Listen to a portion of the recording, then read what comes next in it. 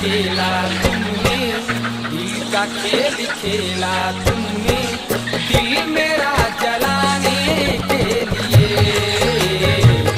मोहब्बत किया था तुमने, मोहब्बत किया था तुमने,